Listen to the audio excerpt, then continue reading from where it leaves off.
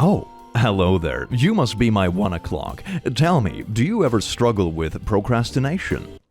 Yes, indeed. Very good. Do you struggle with completing an already started task?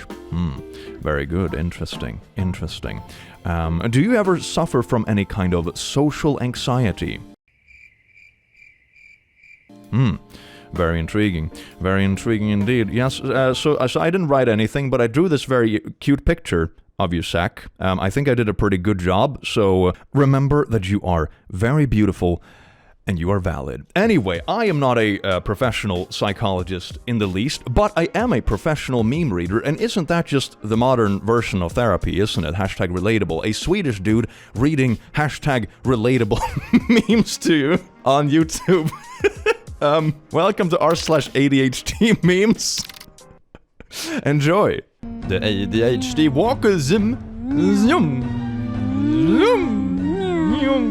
Yes, indeed. Oh, there we go. Oh, God, I feel that in my spine. Oh, the sweet embrace of pain. I just completed a 3-minute task I put off for 4 months. Everybody clap.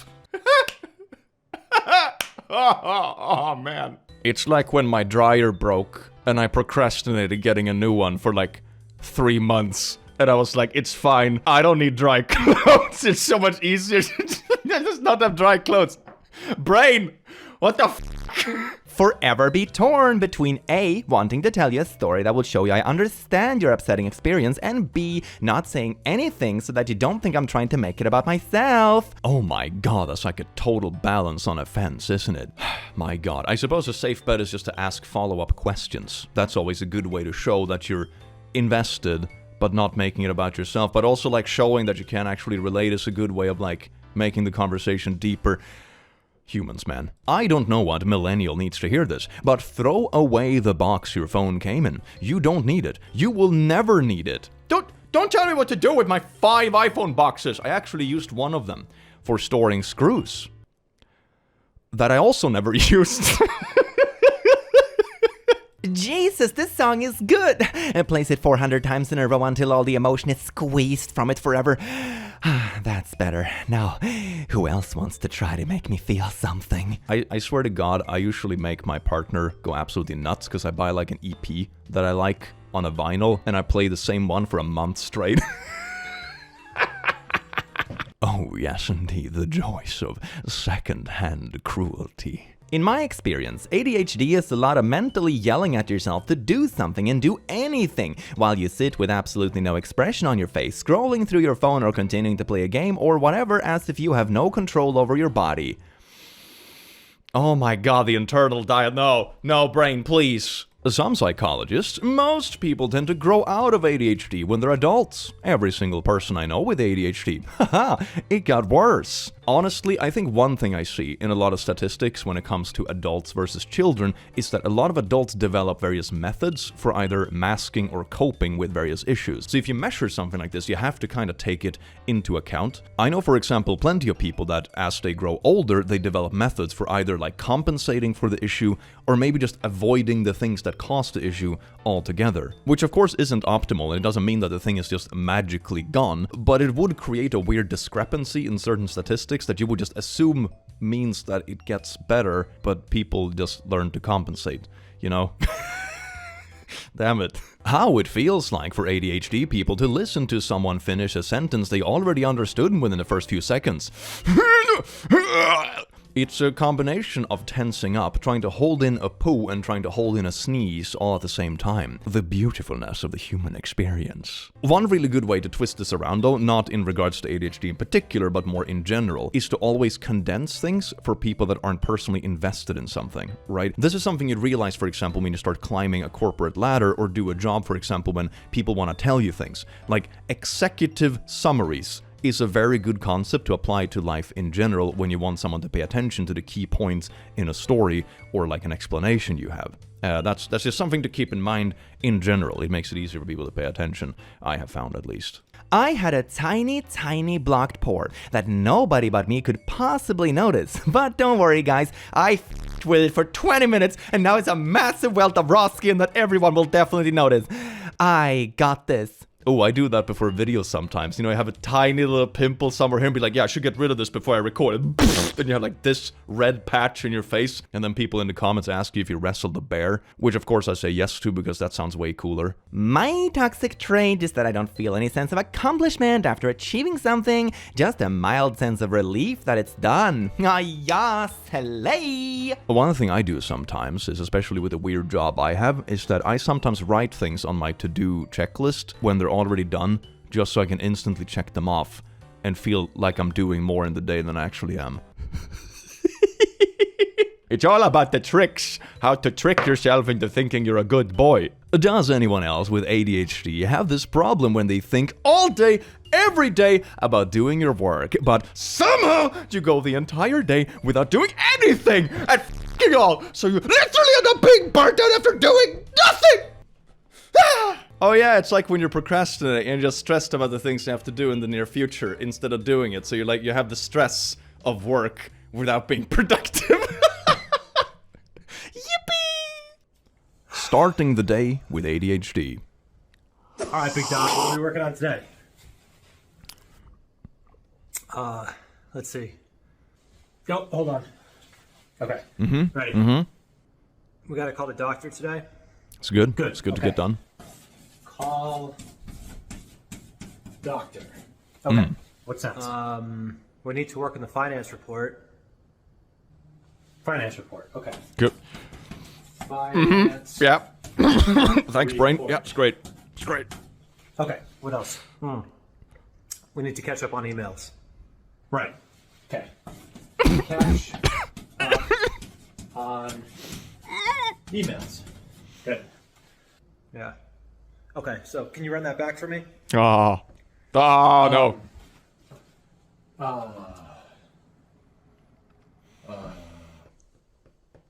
I can't even read that. But click, didn't you know the human brain is the most complex thing in the observable universe? It's stupid! Brain very stupid! Next episode, starting in my laundry. It's fine. It can sit there and be moist for 4 days, and then it smells rancid, so then I wash it again. It's fine. When I say I need a vacation, I mean I want to be placed in a terrarium and have someone else be responsible for keeping me alive. Ooh, this should be like a service they offer. Wouldn't that be nice? Oh, hell yeah. I want to live my life like a little lizard. People cry doing their math homework? Some of you never had to spend hours in the kitchen table crying as your dad shouts, "What is 3 times 7?" I have seen this a couple of times when teachers get like overly annoyed when a student doesn't get it, which makes the student tense up and do even worse than they would have done originally. It's like a complete opposite effect. It's not good. I think one thing I realized about myself and learning things and teaching things in general is I often get people telling me, either students I worked with or people like in YouTube when I explain things, they're like, "Oh my god, you're such a good teacher." And I'm like, am I though? Really? I haven't really, studied teaching or pedagogical things in the least. But then I realized it's probably because the people that tell me that struggle with the same things now that I used to struggle with back then. I always have people telling me stuff like, "Oh, I never understood what a differentiation is until you explained it for 30 seconds. And that's because I explain it in the way I wish someone had explained it to me back when I was like 18 years old, So I think just that relatability makes you able to explain things in a certain way. In my experience, like the best teachers are the ones that have struggled with the thing in the past, so they know how they would explain it to get themselves to understand in the past. I don't know, it's like the ultimate relatability, I suppose. It's a bit of a side tangent, but it means that not everyone is going to be fit to be a teacher, either due to temperament or various things, and just because someone is smart doesn't mean they're able to explain it to someone who's currently learning. Those are vastly different skills. All people with ADHD do is take everything personally. Hyperfixate on crushes, try to start using a planner, get anxious in drive-thrus, forget important appointments, get stuck in scrolling paralysis, interrupt people, have absolutely no patience, crack their knuckles, and cry. Ah, yes indeed. Average day on Twitter. Randomly daydreaming. Building up an entire storyline and continuing it every time you daydream. This is like how I did my whole D&D adventure. Oh my god, I built an entire universe. Welcome to the world of Shangiria. Our adventurers find themselves in the royal capital, where ominous news from the elves in the north and their corrupting magic has reached the king. Oh wait, was that? You went to the farmers faction instead, made a deal for shrooms, started growing shrooms in the capitals, everyone is always stoned, but you get a passive income. Alrighty, then we have to establish a supply chain over to Wonderwall Oasis so the shrooms actually reach the whole world. Yamalicious. Oh, we're down to Ocean Gate. Yes, indeed, have a little bit of an orgy with the orcs. Well, now you're stuck paying child support. Bye passive income. Let's go out to Snore, Cork, Dork, and Pork. Isn't that just absolutely amazing? The adventure finally arriving at Acer Forge, where we can forge the mythical weapons to defeat the evil, and so on and so forth. This is way too much, isn't it? Oh yeah, and there's also gonna be like a secret Hollow Earth kind of conspiracy thing out in the unknown blue. I think that's gonna be really fun. Oh, and there's also a mechanic for customizing your own airship and have it like a moving base. I think that's pretty cute. Start replying to a comment, realize halfway that I don't really care that much and stop typing. Honestly, I would say this is a pretty good thing. I do this sometimes when I see like a thread online or something like that, and you start typing out a comment because you need to set these people straight, and then you realize these morons aren't going to listen to what I have to say anyway. This is a waste of time, and I just delete my comment and move on with my day. I think one healthy takeaway from that tangent is that it's not your job to convince everyone in the world of something. It's not your job to fix everything. As long as you just take care of yourself, or maybe fix one thing, that is good enough. It will never stop being funny to me that the cure for ADHD is to take a pill at the same time every morning.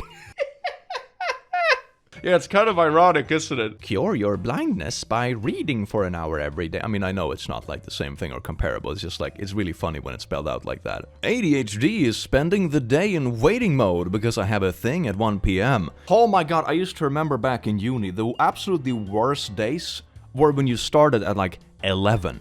The worst hour of the day to start, because it's too long to have just a sleepy morning, right? If you start at like 9 or 10, then you can sleep in a bit, have a breakfast in peace, and then go on with the day as usual. But if you start at 11, you're just sitting there waiting for 2 hours, and it's too little time to feel like you can do anything else, and then it just f***s your rhythm, and then you come there like a weird combination of overrested and like have a weird cycle with your food schedule. No! Man, that brought back some memories, didn't it? I don't know who needs to hear this, but you don't have to start studying at a round number. You can also start at 537. Heathen! Christ compels you! Burn, heretic, burn! The path to becoming the funny one in your friend group is easy.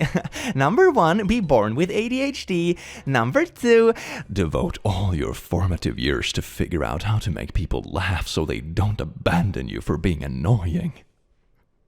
Before I realized I have ADHD, I just thought it was normal to get absolutely nothing done the entire day for no good reason and then complete 90% of my tasks from 4:51 p.m. to 4:58 p.m. You see, that's what's called the super productive rush. It's like when you walk the entire marathon and then you sprint the last kilometer so fast that it somehow makes up for the rest. Hole. Haggis has a hole in his roof. He never fixed it because on rainy days it's too wet to work, and on sunny days it doesn't need fixing. I found that kind of relatable though. You know, you remember a problem is like present when it's an issue, but then you forget it's a problem when it's not a thing, right? It's stupid brain. TikTok psychiatry has people saying like, not me, hyperfixating on cooking this pasta. Motherfreak! You focused!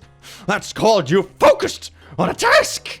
Oh, like shit, it's annoying to glamorize being so stunted that trying to be normal is so mentally draining. Like ADHD's superpowers, I must have been skipped over for that. I see the ADHD superpower as some cannon which has no trigger, but it will go off on its own whenever. Powerful as hell if you accidentally hit something you were aiming for, but useless and harmful 90% of the time.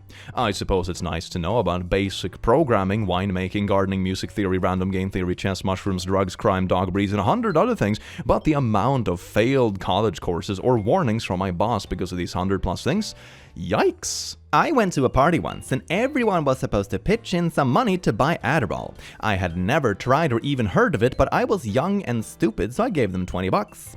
Later on, after we took it, everyone was going crazy and having a good time. And I was just sitting on the couch quietly, so I googled Adderall on my phone and learned it's used to treat ADHD. I have ADHD. I paid $20 to calm down. Oh my god, I can picture that. Like the group of friends is going wild in the background. Just, whoa, party time! And then this person is just sitting on the couch being like, oh, my brain is quiet. Be me at party, get offered speed, crush it and snort it. Wave of calm comes over me for the first time in my life. Everyone says, lol, you ADHD butt birch. Started taking Adderall, grades improved. What the frick? ADHD is real? Out of all the ways to find out, finding the right help for various things in life can be difficult because a lot of the time you only know that something might be wrong, but not exactly what. This is, for example, why I'm really skeptical of like the fake disorder, cringe kind of communities online, because oftentimes you just know that something might be wrong, you may not know what it is, and then if you don't have direct access to therapy, maybe it's expensive, maybe you don't have people around you that are supportive, and you find communities online that may have some of the answers but don't get you all the way. And in these situations, I don't think it's productive to just claim that everyone is faking it. Has there been situations of people faking things for clout and that kind of stuff, and they have been like comedically busted for it? Yeah, there have been. This was like a big thing like about a couple of years ago. But that doesn't mean it's everyone, and it doesn't mean that there won't be collateral damage, and random internet people, me included, certainly don't have enough information to make a call one way or another. So I think the risk with those kind of things is that it does more damage than good, because you get to this point where someone might know that something is wrong, maybe they're figuring out or don't have the right support, and then you have people online telling you you're just faking it. And sure, while you may or may not have assumed that the correct thing is going on, that doesn't mean like the experience is fake, there's a difference between it. There's a difference between getting the correct diagnosis versus just, oh my god, I'm faking the whole thing because I'm just so quirky. Like I said, there are people that do that too. We have proof of that in the past, but it doesn't justify going after people in general. That is not the productive way to go about it. I just took the first dose of ADHD meds in my whole life this morning. I'm at a loss for words at the amount of clarity I have for the first time in my life. I am able to think about doing something and then I can just do it? Have you all just been living like this? I swear to God, sometimes in life you have these experiences that you have been dealing with for so long that you just assume that something is completely normal because you're just learning to deal with it. And then you find out that, oh my god, it wasn't supposed to be this difficult after all. Man, life is a doozy, isn't it? Two neurodivergent people having a conversation is literally just a non-stop loop of, oh yeah, that reminds me of topic that is completely unrelated. The whole thing is just a Family Guy skit. Oh yeah, this reminds me of that time when Darth Vader was working with pizza deliveries. Ugh. ADHD involves so many micro moments of shame. Stepping over the pile of laundry, re-remembering the bill you still haven't paid, the sink full of dishes, and the fridge leftovers lurking in the back. The small but reoccurring I should have is culminative and it's painful. But it's also in future tense. It's like, I should do this tomorrow, and then you just think about that, and then you may or may not actually do it.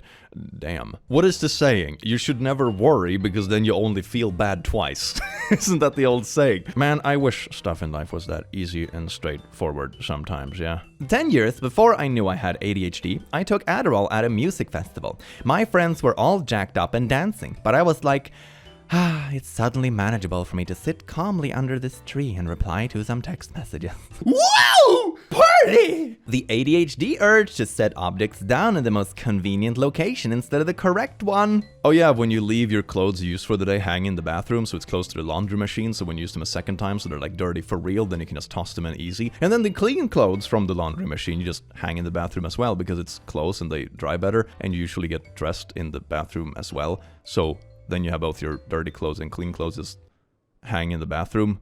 Who the f*** needs a closet, am I right? The ADHD walk of shame is when you have to admit to everybody you impulsively told about your new obsession that you're not actually that interested in it anymore. Oh no. No, that's so sad. No, I feel bad for inanimate objects, man. It's a pain. When you are at the gates of heaven, you have to justify to all your dead hobbies why you don't love them anymore. Man, I feel that in some kind of emotion, and it's not good. I had a meeting with someone to assess if they might have ADHD. She missed the appointment, apologized 3 times, then over-explained when we finally met. So that was easy, shared with permission. That's kind of like a wholesome story in a way. I hope they got on the right track. ADHD is being pretty good at basically anything you want to be and absolutely terrible at anything you need to do to live. Oh, terrible at like the mundane, boring stuff, but really good at the stuff you find genuinely interesting, or new, fresh things that you discover. It's like, ooh, it's this new, like, game, or new little hobby, or this music thing. Hyper-focused, don't do anything else for 2 weeks and the household falls apart. Life. My ADHD actually saved my life because I wasn't paying attention in class when we were being spoon-fed US propaganda. Is this what they talk about when they mean ADHD superpowers? You're immune to manipulation and propaganda because you're not gonna listen long enough anyway. Well, everything has a silver lining, I suppose. The ADHD urge to use a parentheses in every sentence because every thought comes with additional bonus content. Oh yeah, subscribe to Patreon for the ADHD part of the content that just comes dragging behind a bit. Isn't that beautiful? Oh yeah, I actually don't have a Patreon anymore, but feel free to check out the merch store in the description. We have some cool pins, like these ones. They're like the VIP ticket to hell and stuff. I'm also gonna make little emotional support demon pins that are like pixel art. They're very adorable. So yeah, keep an eye out for that. There's also shirts and stuff. Buy my things so I can... No! What happened to the... No! Yeah! So check out my merch store. Hashtag totally not an ad. Yay! Imagine falling in love with someone just to find out they watch Netflix with subtitles. I am convinced people who don't like subtitles can't read fast. I think for me, even when I understand something perfectly fine, it's really hard to not look at the subtitles instead of what actually is going on, you know? It's like Mr. Beast pop-up subtitles. It's just there to distract you and pad watch time. Damn it. I have a sexual example for you for what it's like to have ADD. Oh Said my. having ADD is like having erectile dysfunction of the mind. If the task you're trying to do is something that turns you on, you're up for it and you can perform. But if the task you're trying to do is not something that's intrinsically interesting, if it doesn't turn you on, you can't get it up. But if you can't get it up, you're not going to be able to perform. And in that situation, it does not matter how much you may say to yourself, I need to, I really ought to, I should. You can't make it happen because it is simply not a willpower kind of thing. And I think that is the most difficult problem that most people have in understanding this disorder, because it looks for all the world as though it is a problem with willpower. You can do it here, why the hell can't you do it there? When in fact, it's not. It's a problem with the chemistry of the brain. That is a really funny, but I think really good comparison, you know? I think that's very beautiful because it takes it away from the whole assumption that, oh, someone must just be lazy and that kind of stuff. But there's usually way more blockers to it. Humans are incredibly complex, and just assuming someone is lazy when they're struggling with something like this is just the wrong assumption. And I think comparing things like this is a very pedagogical way of making people understand that can't relate to the thing itself, but it becomes very easy to relate to something else where it can be applicable. Incredible metaphor. I appreciate it. Thank you. Shout out to everyone who simply cannot work at an even, steady pace and instead vacillates. Is that a word? I feel my dyslexia today. Vacillates between frenzied hyperwork mode and near catatonic state of existential dread and avoidance. Yippee! Frenzied hyperwork mode and near catatonic state of existential dread. My two favorite genders. Are you the ADHD who became really good at planning ahead because your brain made you worried? Or are you the ADHD who procrastinated until you became very good at improvising? Ooh! I mean, if you manage to develop both, then you're gonna be absolutely amazing. You'll have a super chunky schedule with way too much margins, and you're also gonna be really good at improvising random jokes to make people laugh to forget stuff is anxious in life. Ooh, man. I am sorry I haven't replied to your email, but I glanced at it, vowed to deal with it later, and now the very thought of even opening it fills me with crippling dread. Oh, or the moment when you're like way too long to reply, so you're not sure if you can anymore because at this point it's been so long that it would be weird. When your ADHD is acting up while you're trying to read, so you have to read the same paragraph 5 times to actually absorb anything. Let me read! Let me read! Yes. Yeah. Accidentally closed a browser with 20 plus tabs opened. This must be what the scholars of Alexandria felt when their great library burned. Ooh! Or like when you're scrolling YouTube and you see a video on the homepage you want to watch, so you just open it in a new tab instead of just clicking in on it, because maybe you want to go back to the homepage later. And then I want to check the studio to see how my video from yesterday was doing, so open a new tab with that as well. But I leave the other video open in case I want to watch the next suggested video in that one. And then I open the email, but I open 2 emails tabs because I have 2 different emails. And then I open another tab with 1 email because I should reply to it, but I'm gonna do it later. Totally gonna do it later. And then I open another tab with... ADHD is so funny. It's like I diagnosed you with lazy, inconsiderate of disease, and it's incurable. Here's meth. Woo! My subtitles. I can't hear without my subtitles. Isn't this exactly the same vibe as when you're parking your car and you turn down the music like, oh my god, I need to turn down the music so I can hear more carefully with my eyeballs? ADHD is so different internally versus externally. You'll spend 3 hours trying to convince yourself to cook lunch, feeling like crap and getting anxious because you can't just stand up and do it, and people just see you sprawled on the couch scrolling through your phone. I think that's just the human experience in a nutshell. You never really know what's going on, and one thing I realized as I grow older, it's not only to do with focus or stress or anxiety, it's to do with like a wide variety of things. Everyone, almost everyone, has something going on, but it doesn't show on the surface. A pretty good way to make this relatable from like a reverse perspective is to just say, okay, how many of the people around me have known this thing about me? If you've dealt with something, gone through something, how many of the people around me that see me on a daily basis knows what I'm dealing with right now? The answer is probably not that many, usually, depending on what it is. And the same thing is going to be true in reverse as well. And it's pretty easy to just like project that from yourself onto other people and just be like, yeah, most people don't show this stuff, which is both good and bad. I suppose the bad part is obviously that you sometimes feel alone and be like, I'm the only one in the world dealing with this, when obviously you don't show it to anyone, so anyone else dealing with it wouldn't show it to anyone else either. I think that's why communities in general are important to talk about it, like the combination of getting proper help with things you're dealing with, but also having a community around it where you feel like it's relatable and you're not alone and you're not like the one freak in the world is a pretty healthy way to deal with it. Stuff usually becomes less heavy when you actually for real realize that you're not alone. That's a very important aspect, and it goes for many things in life. It can be something like struggling with this, it can be like an insane parent situation or anything like that.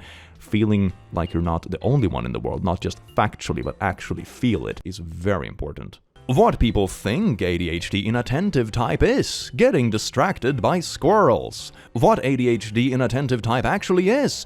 Poor planning, organizational skills, trouble, focus, and difficulty. Also ADHD inattentiveness. Not reading any of the second half of the above pick because you saw it was really long.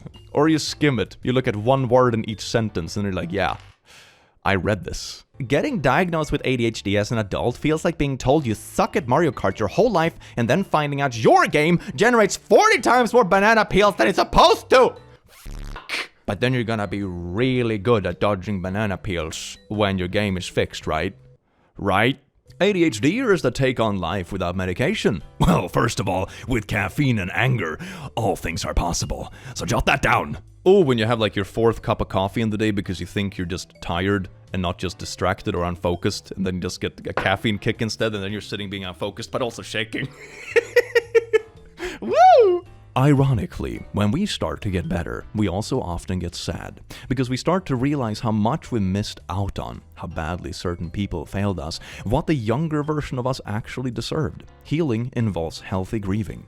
No way around it. I think this is applicable to a lot of things. It's applicable to health, it's applicable to mental things, it's applicable to like bad relationships. I know people that have been stuck in like really nasty relationships for too long, and when they get out, they're of course relieved that they got out of it for the most part, but it also comes with a sadness when you realize just how bad it was for all that time, and you can easily feel like you threw away years of your life. Part of that is just a grieving process. It's about just realizing that something was off and you needed to get out of it or get help with it. And part of it, I think, is also realizing that's not all what life is. It's easy to only focus on the highest peaks or the lowest valleys when thinking back on events in your life. But when you actually take time to sit down and you realize that that's not all there is to it. You've had good days too, you've had good things as well. You met friends, you did hobbies, you had fun, or at the very least just enjoyed stuff or was comfortable. So it's important to not let it be over-focused, but it's also important to process it in a healthy way, because that's how you give your future self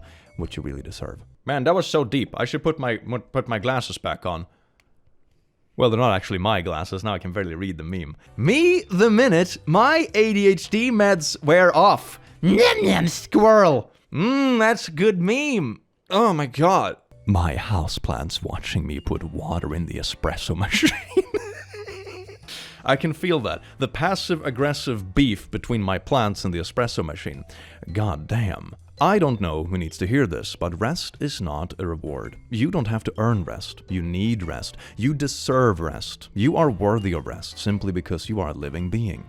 And don't ever feel guilty for taking time to rest. I struggled with this a lot when I started doing YouTube as a job, because at a normal job, at least you have an hour that you go home, and you kind of can't keep working past a certain point, at least at most jobs, right?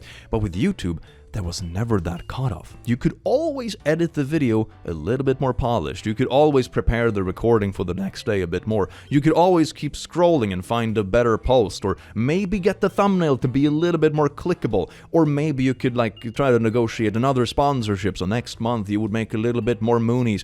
There's always something more to do. So managing to set that boundary for yourself and say enough is incredibly important. I always struggled justifying that for myself. It was really difficult. And finally, what made me manage to convince my subconscious that rest is legitimate was that you get more productive after you have rested. If you don't rest, your productivity will also fail. And that is a little bit whack to think that way, I suppose, but that's actually how I managed to convince myself that rest is perfectly valid. I always do my best recordings and do my best job after I've been away from my desk for a little bit. Just like, I don't know, working out, spend time with friends, sleep good, do something completely different. So that is a very important lesson to bring with you. Rest also makes you more productive when you get back to it. So brains are weird, don't let them guilt you. What did people with attention disorders do without the internet? I'd be in the 1800s like, well, time to rewrite the Bible by hand and also run around in circles for 6 hours. Babe, is everything okay? You've hardly done anything at all in your whole entire life. I think one important takeaway is to realize what is stopping you from living life to the fullest, or what is stopping you from having done things that makes you not regret time wasted, if that makes sense. So for example, it can be anxiety, it can be social phobia, it can be ADHD, it can be any of these kind of things. Or maybe it's a fear of something completely unrelated. Trying to figure out what is the blocker is a very important step to overcome it. Me, after I realized I spoke too much today and I wasn't mysterious like I planned. Yeah, no, I feel this. My job is like talking to myself. I'm not very mysterious. Changing your bed sheets is a high-risk commitment because the second you take the old ones out, you enter an almost unwinnable race against your executive dysfunction, and any miscalculations will result in you sleeping on a bare-butt mattress for a whole week. Ooh, or my personal favorite, sleeping in a moist bed because you didn't plan ahead enough so the dryer didn't have time to finish before bedtime. Did it hurt when you were telling a story and realized no one was listening, so you stopped talking? And no one noticed. And then the worst thing, on top of that, is when someone else retells your joke 5 minutes later because they obviously heard it but didn't acknowledge it, and then everyone laughs. Or you just start a YouTube channel, because then you can just make your jokes into a camera and cringe all you want. And you won't even see the live reactions yourself. And then you can just sit and stare at the like bar go up instead. That is a healthy way to deal with it. Okay, I'm kind of exaggerating a bit, obviously, but yeah, finding the right group to do things with is very important. If you've been going through a few different chapters in your life and you realize certain groups make you feel so awkward and so out of place, and other ones make you feel like the most fulfilled, blossoming person ever, and you realize that a lot of things in life of how you feel and how you do has to do with your context and how endorsed you get. Very important to consider. My daily routine with ADHD. Wake up, do f***ing nothing for 5 hours. Panic, do stuff in a panic for 1 to 2 hours. Hyper-fixate on doing one thing for 4 hours. The wrong thing. Existential dread. Make pact with myself to break out of this pattern tomorrow. Repeat pattern tomorrow. At least it is consistent in its inconsistency. How old were you when you realized that when people say lazy, they meant, I don't feel like doing it, but I could if I wanted to, and not, I have been trying for days, I can't do it, and I feel like a failure because I should be able to, but I'm not? I was 25. We really should have better classes in school regarding things that I feel are so debilitating to life in general when you don't get a hold of it early. Like this is, for example, stuff related to mental health, it's stuff related to sexuality or self-discovery, it's stuff related to, for example, just how society works in general. I think also we should have classes regarding, for example, abusive relationships. Honestly, that is something that blows my mind. How, like, bad the general awareness in society is. And the likelihood of you ending up in that kind of situation is still pretty high. So these are things that I feel that society is completely whooshes. It doesn't mean that other stuff you study is completely unimportant either, but I definitely feel that some stuff that is really pragmatically important and can impact life a lot and for a very long time just get kind of glossed over, or we pretend it don't exist. Awareness regarding these topics should be very normalized. Psych. I see you have ADD. I can tell, because literally my entire job is to understand such things. Me? Oh wow, amazing, thank you. Yeah, please fill out paperwork and do an errand and call us on the phone and arrive 15 minutes early and do not miss appointments. Yeah. Ooh, maybe that's the twist. Once you do that, you're deemed cured. Oh my god, what a dystopian thought. People with ADHD be like, I know a spot, and then start googling who the leader of Uruguay was in 1978. A child with an undiagnosed mental illness. I think I need help. I struggle with things nobody else seems to be struggling with. A parent who never got diagnosed for the exact same mental illness. Oh, sweetie, everyone struggles with that. You just push through it like you're strong, mama. Oh my god, that's such a vibe, isn't it? Wait, so hold on. Not everyone has an internal monologue. Some people just have like non-verbal thoughts. There are actually people out there who don't hear their own voice in their head through the day. Lol, what? I can basically call up the voice of any person I've heard say more than a few words and have them narrate thoughts in my head. Anyone else do this? Tell me in the comments who's narrating your thoughts. I would love to know. For me, it's like a mix between my own voice, how I hear it when I speak myself, which is completely different to how I hear it in this thing, or like just a random miscellaneous voice. Sometimes it can be like a celebrity voice or something I do an impression of. It's very weird. Let me know in the comments. I'm intrigued. Hey, I like this desk. I wonder how much it is. Call us for pricing. You're dead to me. Being a procrastinator, but also a perfectionist, so you're constantly stressed about the quality of your work you haven't even started. Yippee! It's like, it's like, you know, when you have regret about things in the future. Yes, indeed. Diamond space fold at my anxiety. Wow. So apparently it's going to be a drop your Adderall in the seatbelt buckle kind of day. No, why out of all the places? No. I hate it when people email back too quickly. I just ticked that off on my to-do list. Now I gotta add this to the list again. Oh, but then if you didn't have it on the list before, you can add like both emails as reply to email, and you get to tick off both at the same time. Oh my god, yes. That feeling when you're smart enough to know how awkward you are, but not smart enough to know how to not be awkward. I feel this is just a human experience with so many things. It's like, yippee, we're smart enough to have existential dread and realize the limits of our own mortality, but we're not smart enough to like do anything about it. So we're just kind of here looking at ourselves and be like, yeah, I'm aware about how shitty stuff is, but why can't we just be either? Why can't we just be happy idiots or just like intellectual overlords that can just fix it? Oh, isn't that beautiful? Why can't we live in like either a fantasy universe or a sci-fi universe? Why this? This is such a mundane middle ground. Damn it. If the world really is a simulation, why did they pick the boring one? Tell me, explain that, Musk. Society's answer to an increase in ADHD diagnosis shouldn't be, oh god, everyone has ADHD now. It should be, oh my god, how did we manage to let so many people down? One thing brought up in my ADHD class is that if you test young children, I think they said age 6, 25% show signs of ADHD. But if you test adults, it's only like 2 to 5%. And their interpretation of those results is that most people with ADHD tendencies develop coping mechanisms that let them stay functional. So if more and more people are being diagnosed with ADHD, it's not because of overdiagnosis or more people being born with ADHD traits, it's because it's getting harder to cope with living with ADHD. The world has gotten harsher for people with ADHD, and what would be manageable with a good routine and a quiet job, it's now more difficult to manage with all that plus medication. It's not an ADHD problem, it's a society problem. Sit in front of Lightbox and do your task, worker 2378. Your Lightbox full of infinite distractions, and you got a smaller box full of distractions in your pocket. I think hidden statistics is such an interesting phenomenon overall, and it applies to so many different areas. It applies, for example, to LGBTQ stats, when people always say, oh my god, people nowadays are just turning gay. Yeah, you don't think it's because people were like ostracized for it and followed and threatened and that kind of thing. Still is, by the way, to this day, which is absolutely awful. But then, of course, if someone would ask you like, hey fam, you gay? And then you're like, huh?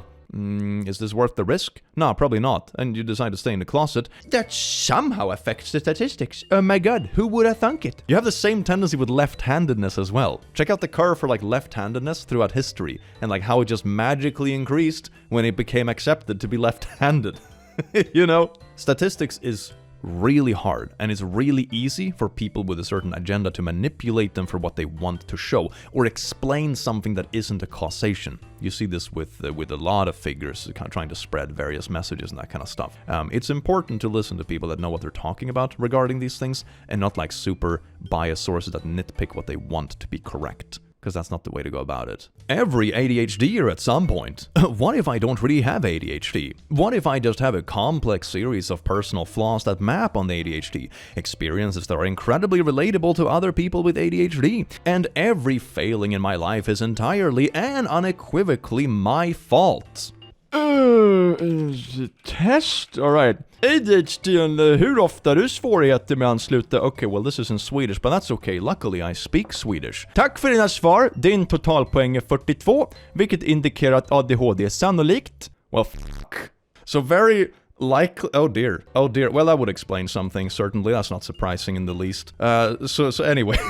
Okay, like with that said, I mean, when it comes to like quick tests and stuff like that, always takes it with a grain of salt. It can sometimes point you in like a right direction when it comes to certain things, and give you like a bit of awareness on maybe where you should be looking. But online tests also have this tendency to like, you know, push you towards a certain thing. You have this with IQ tests as well, that very much tell you something tricky, like, oh my god, you could have a high score, but pay for this thing to find out for sure. And then people take this paid thing and think that's like the real score. So online tests can be like weird sometimes, but yeah, no.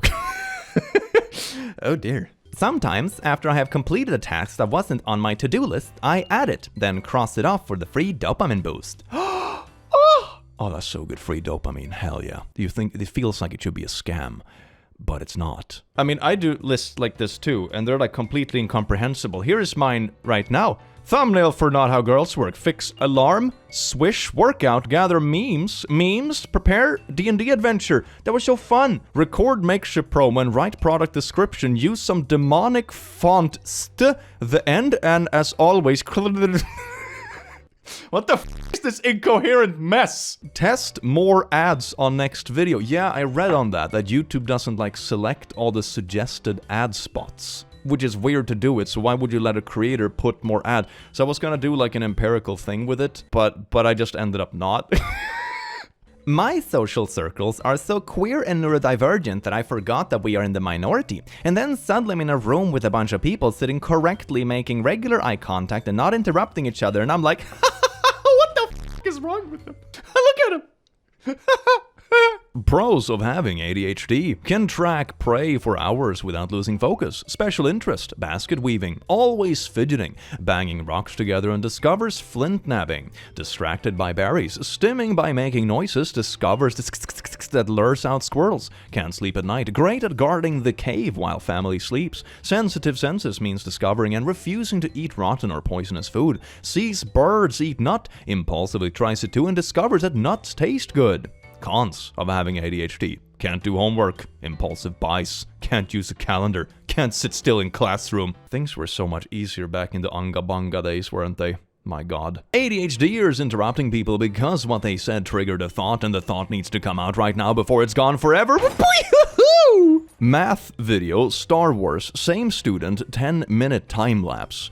Oh my god, I mean, focusing on things that you genuinely find enjoyable or intriguing is so much easier than boring stuff. That's quite interesting. This is why I always find it so important. Of course, that isn't a cure-all for anything in the least. But one thing that I find that education often misses is that it sometimes makes things so overly boring and so overly dry.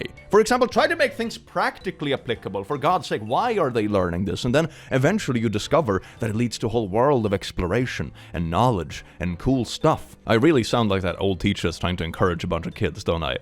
But it really is the case. Once you realize what you actually can do with things, they become interesting and exciting. Concentrating so hard on the appropriate eye contact to a looking away ratio that you have no idea what's being said to you.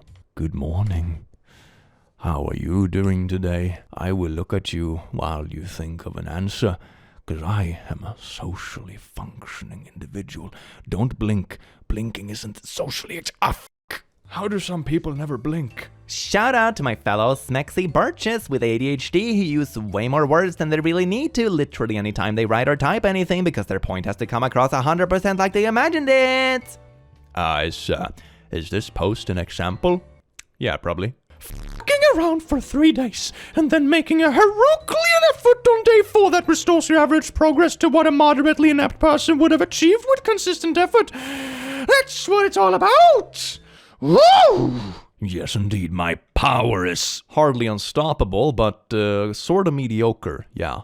Undiagnosed or unmedicated, unmanaged ADHD is saying, tomorrow will be the day I will finally get up, do the stuff that needs to be done, and start living my life to its fullest. And then you unironically believe it every time until you look up one day and realize you're 30. The millennial lifestyle. Having ADHD means squeezing the absolute soul out of a shampoo bottle for a month because the second you put it down, you won't remember to replace it until you're doing the exact same thing the next day. Ooh, when it's almost out, same thing goes for like soap dispensers. Open it up and fill it up with some water and shake it around. That will make it last for a solid other week. This is good for both not having to buy the new one and saving money if you're, for example, a student. Life hacks. Getting shopping done. Yeah, that's a tricky one. I have a little whiteboard on the wall that I always see on the way out, so then I can write stuff there the instant I know something needs repurchasing, and then you see it every time you head out the door. It's a pretty good way of doing it, and it's also good if you're sharing a household with multiple people, because then people can look at that and see like what kind of stuff they need to buy if they happen to run an errand. Good. It's like good communication in general. What do you have to be so anxious about? Things that were, things that are, and some things that have not yet come to pass. Business idea pitch. An ADHD hyperfixation hobby swap service for when you're already bought a ton of stuff for a new hobby and then you aren't interested in it anymore. Go online and swap hobbies with another ADHD person so you don't have to keep buying shite. This is like good for the environment and stuff as well. It's amazing. This is like super recycling and reusing of stuff. You could sell this on like multiple fronts. How do I teach my body that my fight or flight response is supposed to be for life and death situations, not answering an email? Okay, to be fair though, depending on the email, that would be a perfectly fair fight response trigger, right? I hope this email finds you before I do, sort of vibe. Being labeled as a gifted child versus what I turned out to be. Veterinarian treat exotic bird, realize it's just a seagull covered in curry. How did it get covered in... Did it like dig through the trash and just like land in a can of spice? Being able to teleport must suck ass when you have ADHD. Why the f*** am I in Nevada? Teleports home immediately, remembers why they were going to Nevada. Fuck me. Can't seem to sleep. Let's see if the bright light of my phone containing all the information in the entire world held inches away from my face for the next 15 minutes manages to lull me into a peaceful slumber. God's a mother fricker, isn't he? Built me smart enough to know how fricked up my life is, but not quite smart enough to haul my butt out of it. Yeah, it's like when you're smart enough for self-awareness, but not smart enough to like do everything yourself. Manipulating the entirety of reality would be a vibe, wouldn't it? Like Dr. Manhattan kind of vibe. Wouldn't that be cute? There's a reason why all the edgy teenagers relate to that character. ADHD pre-civilization. I am one of the most effective hunter-gatherers this world has ever seen. ADHD in modern society. 9 to 5 gives me big sad. Oh yes indeed, sad puppy, you're a beautiful end to this video. Thank you so much for watching, my fellow beautiful beings. I hope you have an amazing rest of your day, and I hope to see you again in the very near future. Take care. Mwah.